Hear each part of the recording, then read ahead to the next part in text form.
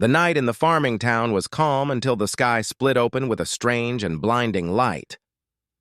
People rushed out of their small homes, pointing upward, their faces filled with both fear and confusion.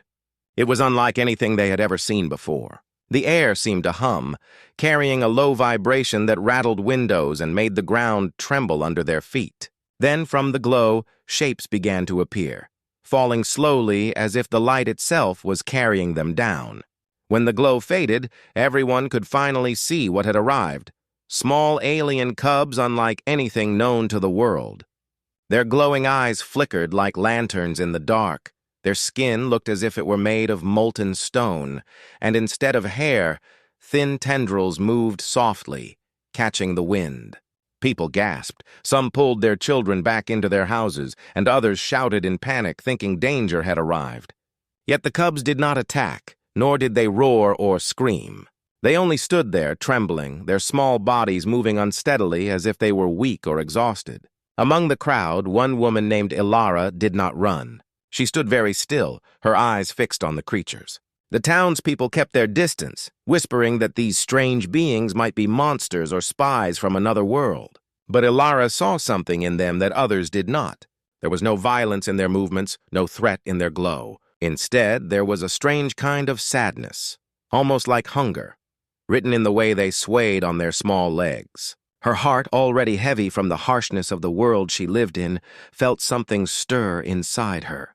Fear was there, of course, but alongside it was a strange pull, a quiet voice telling her that they were not enemies, but lost children from the stars. The cubs looked around, their glowing eyes scanning the humans who had gathered. Every time someone shouted or pointed a stick in their direction, the cubs flinched, pressing closer together like frightened animals. Their tendrils curled tightly as though they were trying to hide their fear. Ilara took a small step forward while everyone else stepped back.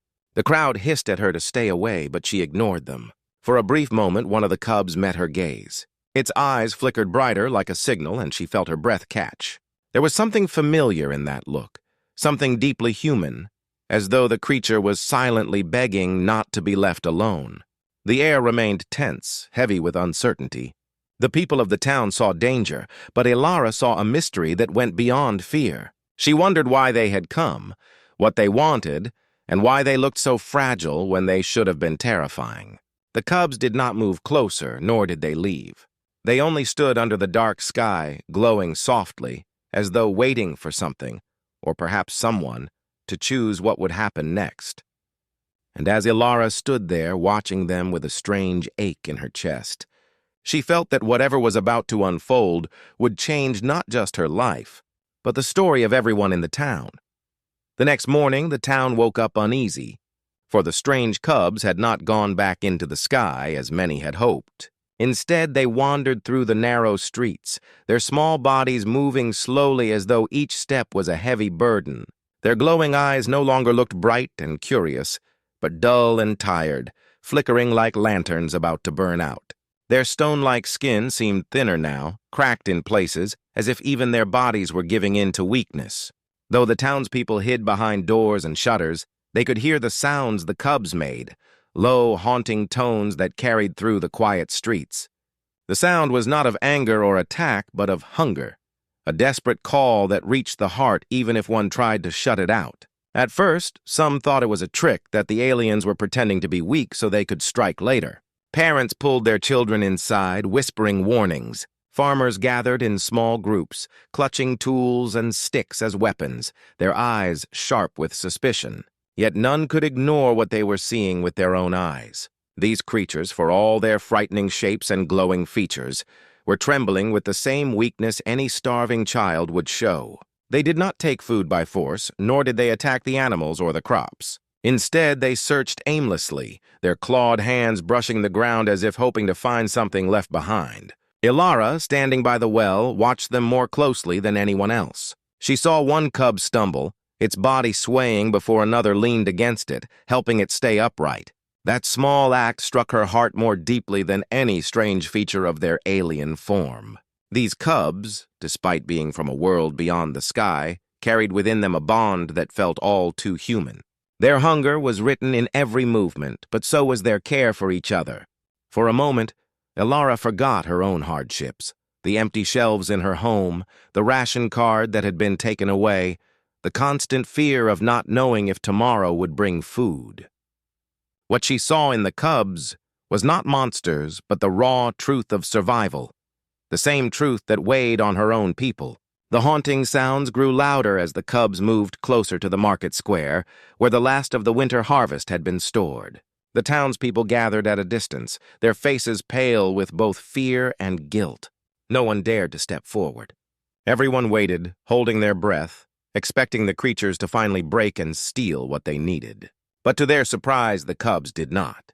They only circled the square, looking at the baskets and barrels with eyes full of longing, yet making no move to touch them. Their trembling hands reached out but stopped midair, as though an invisible barrier kept them away. The silence of the crowd grew heavier with every passing second. People were frightened, yes, but more than that, they were unsettled by something they could not explain. These were strangers from another world, yet their desperation looked familiar, painfully familiar, like a mirror reflecting their own hunger and helplessness back at them. And as the cubs swayed on their feet, making those mournful sounds, Ilara realized the real fear among the townspeople was not of attack, but of what their hearts would be forced to feel if they chose to see the cubs as more than just monsters. The days that followed grew harder, not only because of the strange cubs wandering the streets, but because the settlement itself was sinking deeper into hunger. Food had been scarce for months, and tension in the air was thick enough to feel in every conversation and every step taken in the dusty streets. That week, the soldiers arrived, their boots striking against the ground like the sound of judgment itself. They carried with them orders to collect ration cards, blaming the shortage on the townspeople and demanding sacrifices. No one dared resist, for resistance often led to punishment, so they stood in lines, holding out the little pieces of paper that meant survival. When the soldiers reached Ilara, her card was taken without a word, her protests swallowed by the cold faces of those in uniform. She was left standing empty-handed, her lifeline gone, and in her heart she knew it meant days, maybe weeks of hunger. As the line moved on, Ilara sat down outside her small home, her back pressed against the rough wall, the weight of defeat pulling her shoulders low. Around her, neighbors pretended not to see. Some looked away quickly, ashamed, while others passed by with eyes that carried no pity, only fear for their own survival. In times like these, kindness felt like a luxury no one could afford. Yet the loneliness cut deeper than the hunger. She had always known life to be harsh, but never had she felt so invisible, as though the world had decided she was no longer worth saving. The cubs were still in the town, their glowing eyes sometimes visible from alleys or rooftops, and Ilara thought of them as she sat there, hollow and trembling. They too had been wandering with nothing to eat, yet somehow they still stood together, still carried each other when one stumbled. She wondered if they, too, knew what it felt like to be turned away by those who had enough to share but chose not to. The thought made her chest ache with both pity and shame. As the sun set, the town grew quieter but not peaceful. People shut their doors firmly, locking out not only the cubs but also each other. The sound of soldiers moving through the streets echoed like a warning bell, reminding everyone who held the power and who would suffer without question. Ilara pulled her knees close, her stomach twisting with hunger, her throat dry from the dust. She tried to remember the last time she had eaten a proper meal, but the memory blurred with the days that had stretched together in her struggle. The stars appeared above, scattered like broken glass across the night sky. For a moment, Ilara looked upward, wondering if the cubs had fallen from one of those stars, and if perhaps they too were sitting somewhere, feeling the same emptiness she felt. She had nothing left now, not food, not friends, not even hope that tomorrow would be kinder. And as the night grew colder, she closed her eyes, unaware that her story, broken as it seemed, was about to cross with theirs in a way no one could have imagined. Ilara sat on the worn wooden steps outside her small home, her hands empty and her stomach twisting with hunger. The sun had begun to set, painting the town in shades of gold and shadow, but even the warm light did nothing to lift the heaviness in her chest. She thought about the ration card that had been taken from her, about the empty cupboards inside her home, and about how every face in the town seemed to look past her as if she no longer existed. Her eyes fell to the ground, tracing cracks in the dusty earth, and for a moment she felt completely invisible, forgotten by the world around her. Then she became aware of a presence, something different, something watching. From the edge of the alley, a group of alien cubs lingered, their glowing eyes barely visible in the dim light. Their bodies were thin and trembling, their molten stone-like skin catching the last rays of sunlight, making them look almost unreal, like moving sculptures. Despite their own hunger and weakness, they did not move toward the food stores or the houses. Instead, they stayed in the shadows, their small tendrils shifting with the wind, keeping their distance but keeping her in view. Their glowing eyes followed every slight movement of Ilara, the tilt of her head, the sigh that escaped her lips, the slump of her shoulders as though they could feel the weight she carried in her bones. Ilara did not immediately notice them at first, lost as she was in her own despair. But as the shadows shifted and the faint light reflected off the cub's strange skin, she caught sight of one of them peering at her with eyes that seemed almost understanding. Her heart skipped a beat, not from fear, but from the inexplicable feeling that the small creature somehow saw her suffering and recognized it as something familiar. She blinked, her chest tightening, and wondered how a being so alien could possibly understand the emptiness that had grown inside her over these long, cold days. The cubs made low, soft sounds, more like whispers than cries, echoing faintly through the empty street. Each sound tugged at something deep within Ilara, stirring a strange sense of connection she had not felt in years. The town around her was still tense and silent, people retreating behind doors, afraid of the unknown visitors in their midst. Yet here were these creatures, fragile and small, standing in the darkness, not demanding, not attacking, simply watching. They lingered as though they were waiting for her, or perhaps waiting for something to decide what would happen next. A part of her wanted to shoo them away, to retreat into the safety of indifference, but another part could not look away. Their gaze held a message that no human had spoken in a long time, an acknowledgement of her suffering, a silent offer of companionship in a world that had turned its back on her. And as the sun disappeared completely behind the horizon, leaving the town cloaked in night, Ilara felt a small, fragile spark of hope flicker within her. The cubs continued to watch, their glowing eyes steady, patient, and somehow kind, promising that she was not truly alone, even when it seemed the world had abandoned her. The next morning, the town awoke to an unusual sight that no one could have expected. The alien cubs, small and strange in form, were moving down the street, this time not trembling in the shadows or watching from afar, but stepping forward with purpose. In their tiny clawed hands, they carried pieces of bread they had scavenged from the market or from scattered crumbs left by humans. The townspeople gasped and froze, unsure if the creatures intended to attack or steal, but the cubs did not hurry or lunge. Instead, they approached Ilara, who was still sitting outside her small home, staring at the cracked ground in silent despair. Her stomach ached, and her hands were empty, yet she could hardly believe what she was seeing. The cubs moved clumsily, their molten stone-like skin glinting in the morning light, their tendrils quivering as if nervous about this unfamiliar act. When they reached her, they placed the pieces of bread into her open hands. It was awkward, almost comical in the way their small claws fumbled and the bread almost fell to the ground, yet there was something powerful in that clumsy offering. It was not forced. It was not taken. It was a choice. They had the same hunger she did, yet they had chosen to give instead of take. That simple act, small as it seemed, carried more meaning than words could express. Ilara froze, her heart hammering in her chest. She stared at the bread in her hands, then up at the cub's glowing eyes.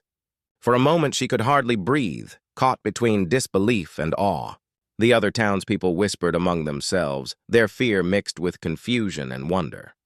No one had expected the alien creatures whom they had considered dangerous to act with such generosity.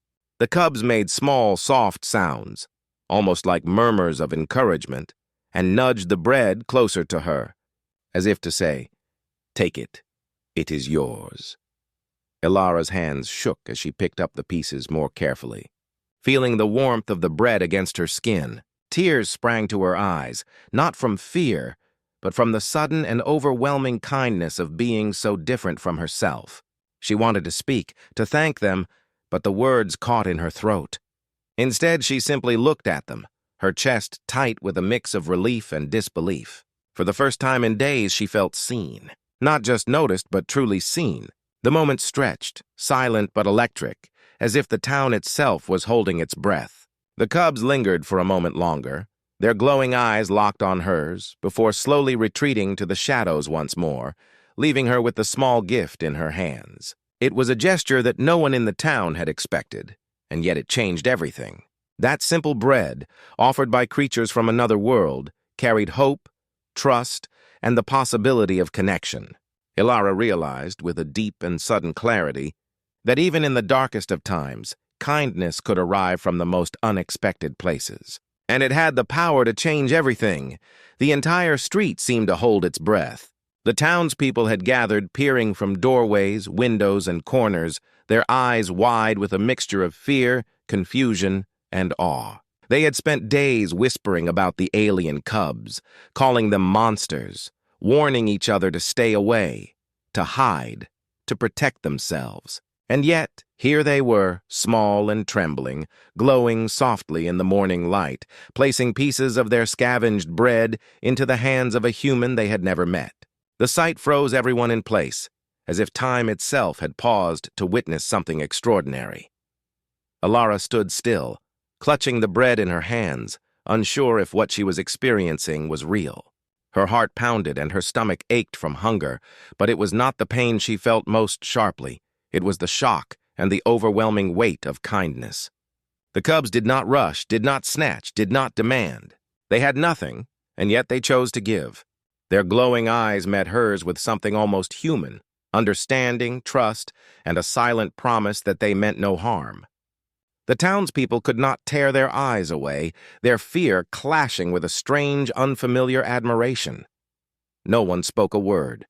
The silence was thick, louder than any shout, heavier than any fear they had felt before. Whispers tried to form at the edges of their lips, but even those seemed to fail. The cubs' unusual forms, molten-like skin and twitching tendrils, were still terrifying at first glance, yet the simple act of giving had transformed the scene into something beautiful and almost sacred. Every person in the crowd felt it, an unspoken message that reached beyond species, beyond appearances, to something fundamental about care and connection.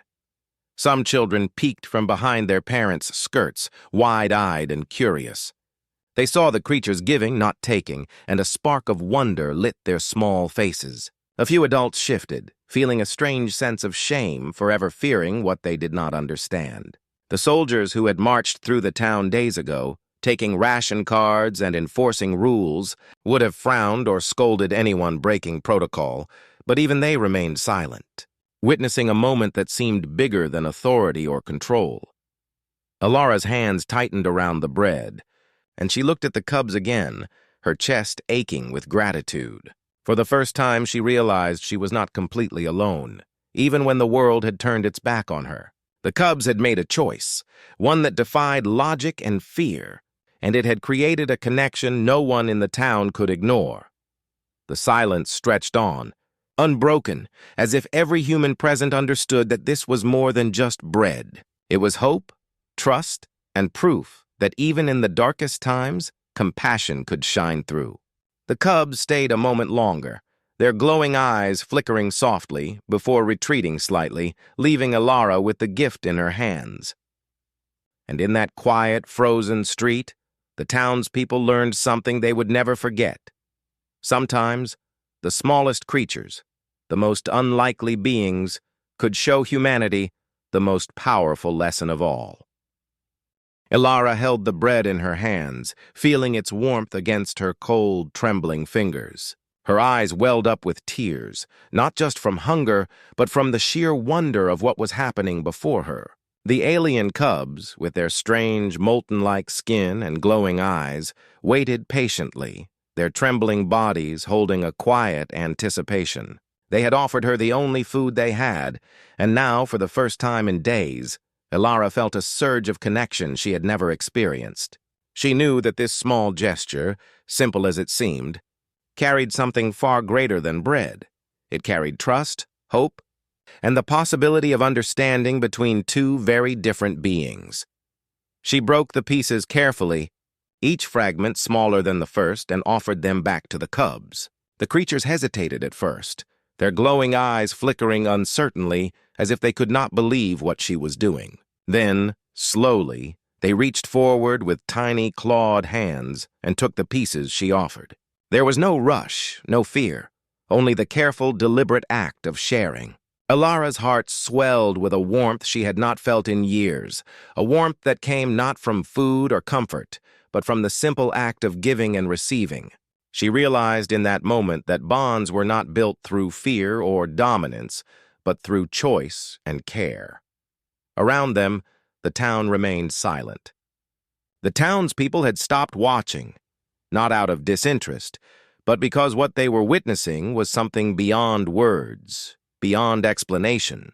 The humans who had once whispered about the cubs being monsters now felt the weight of a different truth. Fear was still there, yes, but it had been replaced, at least in part, by awe.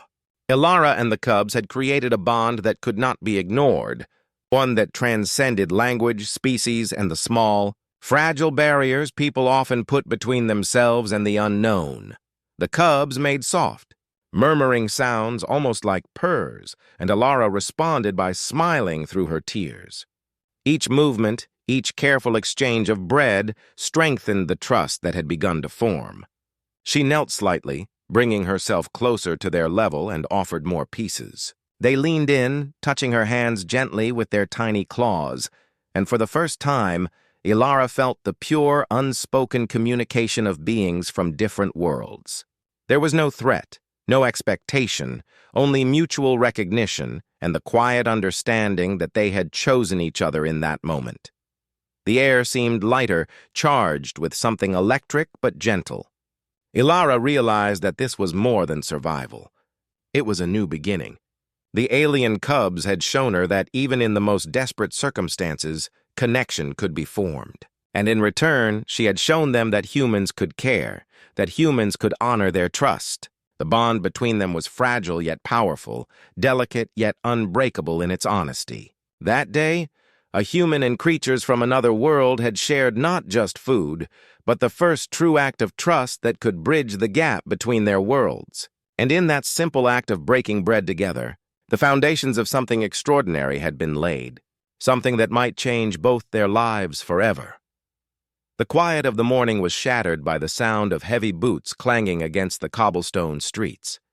Soldiers had returned, moving in formation, their faces stern and eyes sharp, carrying the same orders that had caused so much fear and suffering before. They saw the small alien cubs near Ilara, their glowing eyes flickering in the soft sunlight, and immediately assumed the creatures were a threat. Some soldiers raised their weapons, preparing to strike, convinced that danger could come from anything so unfamiliar.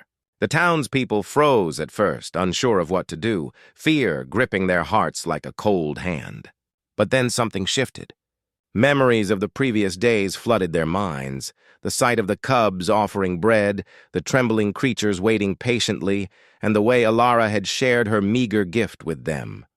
It was not a threat they had witnessed, but an act of kindness that had moved hearts even harder than fear. Slowly, hesitantly at first, a few townspeople stepped forward. One by one, more followed, forming a fragile line between the soldiers and the alien cubs. Mothers held their children close, but even they planted their feet firmly, showing courage that surprised them as much as anyone else. Ilara stood at the center, her heart racing, hands empty but steady.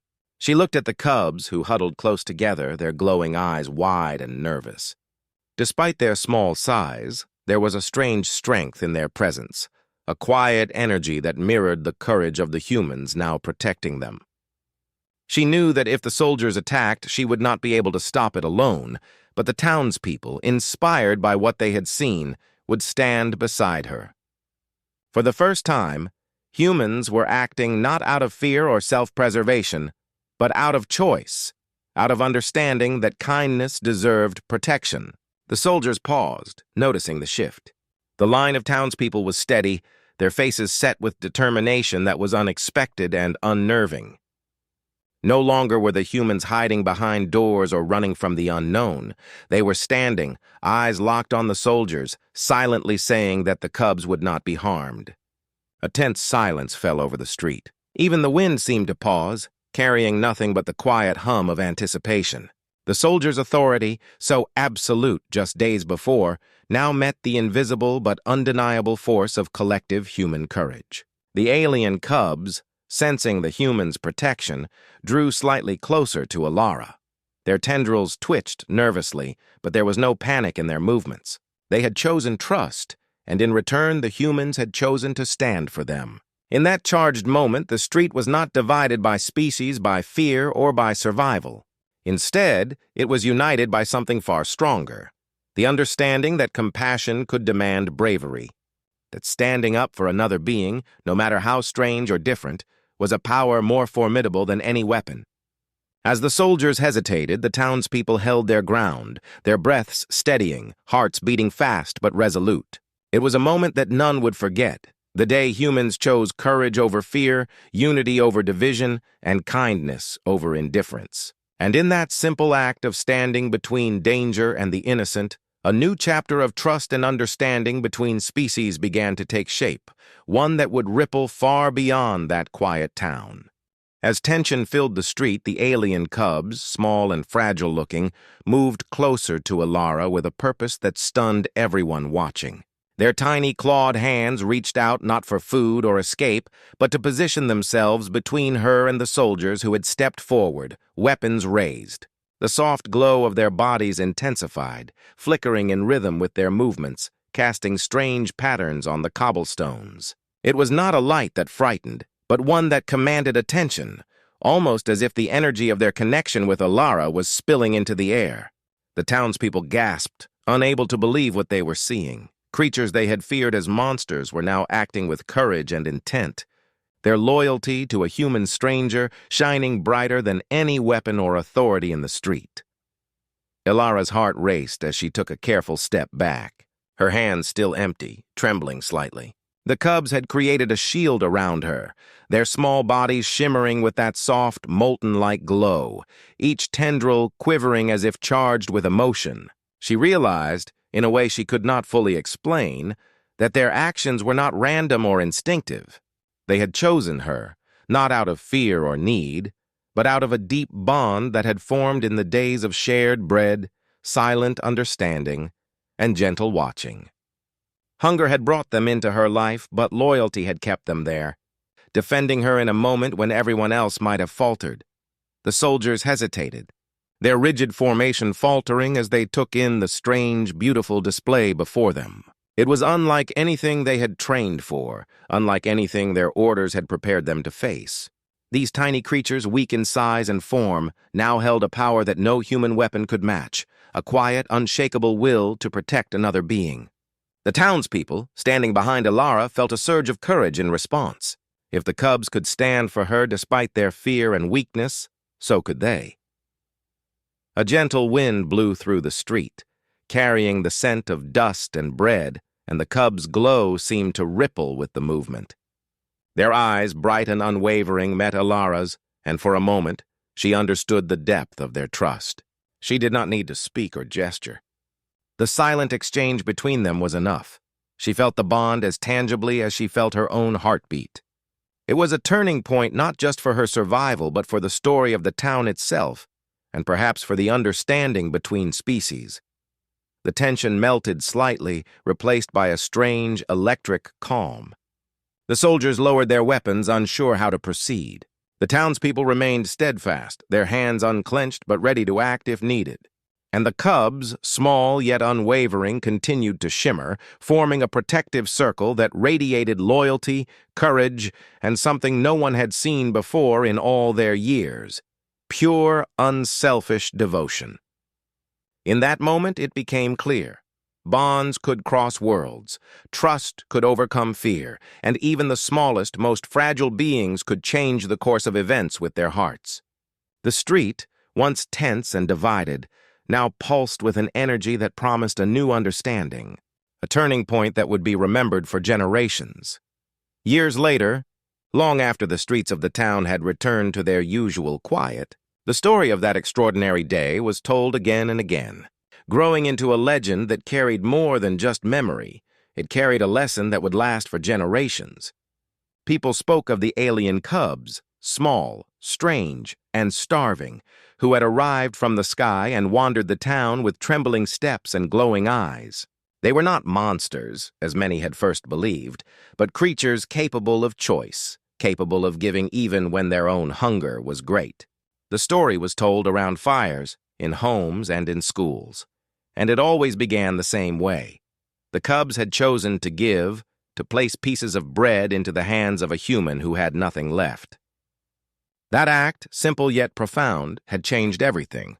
Alara's name was remembered in the retellings, not as a hero in the traditional sense, but as a witness and participant in something far greater, a moment of connection that had bridged the gap between species.